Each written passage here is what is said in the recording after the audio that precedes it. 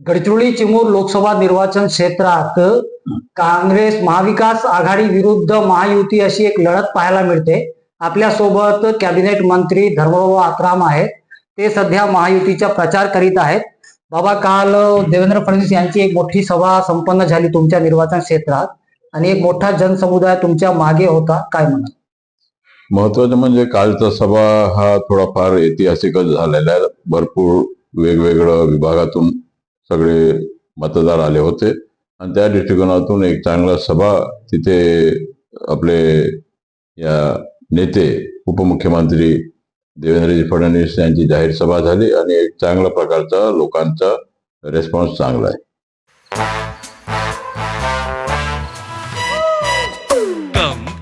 Come, my love, please don't say no, baby. Come, my love. V Guard के air coolers extra large cooling pads के साथ जो अच्छों को ठंडा करे। V Guard air coolers, long lasting cooling. आणि सध्या वादविवाद किंवा वक्तव्य जे आहे ते सध्या गडचिरोली चिमूर लोकसभा निर्वाचन क्षेत्रात आरोप प्रत्यारोप होत आहे।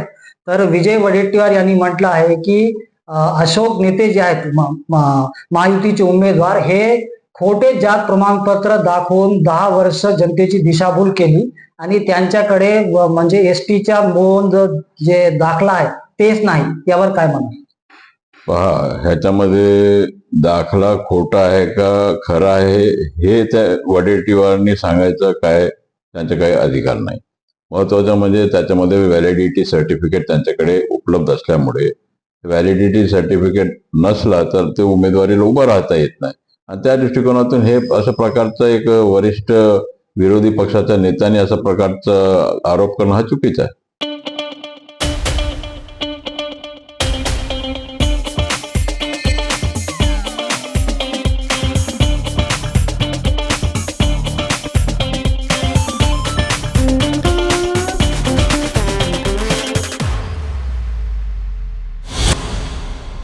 आणि बाबा, तुम्ही म्हटले की वडेट्टीवार यांनी 2दा काँग्रेसकडे तिकीट मागितली त्यांच्या मुलीसाठी, परंतु तिकीट न मिळाल्यामुळे ते कोणतेही वक्तव्य करीत आहेत, काय म्हणा? ते ठीक आहे, थोडाफार त्यांना त्यांच्या बाजू हळूहळू घसरत चाललेला आहे। या लोकसभेमध्ये मी पूर्ण 20 तालुक्यापैकी 19 तालुका मी टोटल फिरणं झालेलं आहे आणि त्या दृष्टिकोनातून त्यांच्या पायाखालचा वाळू घसरत आहे आणि त्या दृष्टीने त्यांनी हा अशा प्रकारचा माझ्यावर आरोप करणं सुरू केलं की मी श्रीमंत आहो आणि बुद्धीने गरीब आहो। तर त्यामुळे मला सुद्धा त्याचं उत्तर देणं गरजेचं होता आणि त्या दृष्टिकोनातून जे खरं आहे ते मी बोललो आणि खरं म्हणजे हेच आहे की 4 जून नंतर वडेट्टीवार साहेब जे आहेत आपले विरोधी पक्षनेते हे लवकरच आपला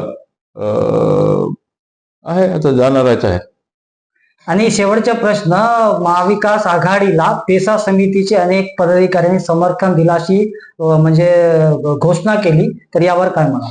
नाही, चांगलं आहे। त्या पेसावाल्यांचं काय मत आहे मला माहित नाही, परंतु त्या सगळ्या लोकांना त्यांनी इथे आपला घरी दरबार बसवला होता। त्यांनी सगळं पेसाचे सगळं कोरची वगैरे सगळं कोरची ते सिरोंचा पर्यंत सगळे पेसाचे पदाधिकारी आले होते आणि आता जे आपण मला सांगितलं की त्यांनी समर्थन दिलंय, समर्थन कसं करता दिलंय हे मला माहित नाही आणि परंतु मला पूर्ण विश्वास आहे की हे समर्थन कोणत्या कामाचं नाही।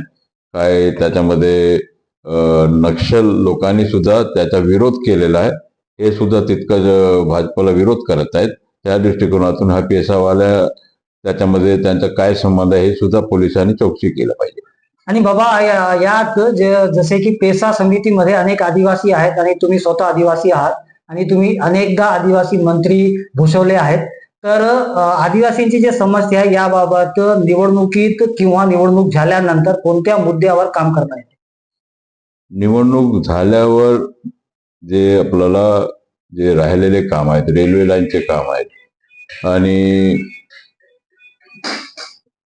जे रस्ते आहेत, पूल आहेत, मोठ्या प्रमाणामध्ये जे जे आपल्याला या लोकसभा क्षेत्रामध्ये करायचं आहे ते करण्याच्या दृष्टिकोनातून आम्ही जे मोठे जे नॅशनल हायवेचे काम आहेत हे सगळं काम, काय स्टेट हायवे आपल्याला कन्वर्ट करायचं असतील, हे सगळं काम आपल्याला केंद्राकडूनच करावं लागतं आणि त्या दृष्टिकोनातून आमचा उमेदवार 100% निवडून येईल आणि निवडून आल्यानंतर त्यांना पकडून दिल्लीला जाऊन आम्ही सगळे हे कामं करून घेणार आहोत.